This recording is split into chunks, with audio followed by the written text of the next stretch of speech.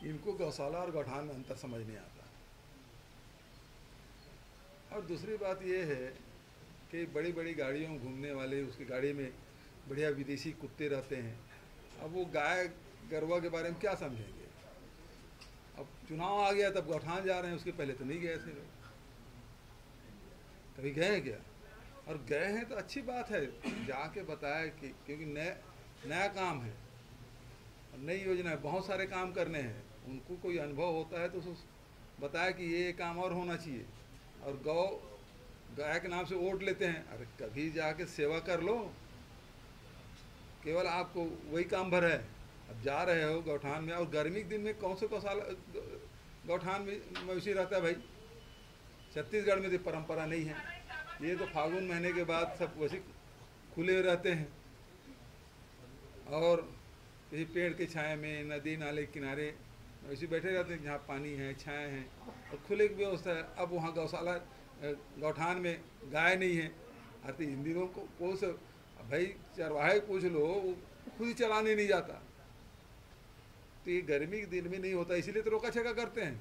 जब फिर शुरू होता है, फसल लगना शुरू होता है, उस समय रोका छेका करते हैं ताकि तब जितने मवेशी सबको इकट्ठा कर लो। वो है।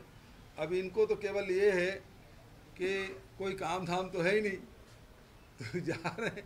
अच्छा है, लेकिन कुछ अच्छे सुझाव देना चाहिए जिसको हम लोग भी अमल करें, है ना। तो विपक्ष का महत्व यही है कि यदि कोई सुझाव हो तो देना चाहिए ताकि हम लोग काम कर सकें, सुधार कर सकें। कमी खामी है तो सुधारने की काम।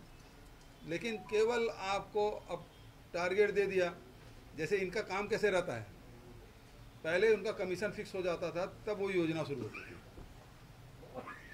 चप्पल में कितना कमीशन, कापी पुस्तक में कितना कमीशन, मोबाइल में कितना कमीशन, टिफिन में कितना कमीशन, तब वो योजना लॉन्च करते थे। अब ये पहले मन बना लिए हैं कि हमको एक दिन गए गौठान में गोढ़ी के और बता दिए 1300 करोड़ का घोटाला। तो पहले से तय था, स्क्रिप्ट पहले से तय है। और जाके उन्होंने प्रेस कॉन्फ्रेंस की, देखा होगा कुछ नहीं, प्रेस कॉन्फ्रेंस कर दी। तो आप केवल उस नज़रिए से जा रहे हैं, जबकि छत्तीसगढ़ के इस मॉडल को पूरे देश और दुनिया सराह रही है, उसकी तरफ देख रही है। और मध्य प्रदेश के गौ सेवक आयोग के अध्यक्ष आए थे, तारीफ करके गए। मंत्री लोग हैं वो आके तारीफ कर रहे हैं, केंद्रीय मंत्री, सांसदों की टीम आ गई, गुजरात की टीम आ गई, कितने विधानसभा की टीम आई जो अध्ययन करके जा रही है। अब इनको भ्रष्टाचार नज़र आ रहा है। अरे मान लो कोई नई योजना है, नया कार्यक्रम है, कोई एक दिन का नहीं है। आपको बताऊं मैं कि जब गौठान बनाने शुरू किए तो पहले ज़मीन चिन्हांकित की,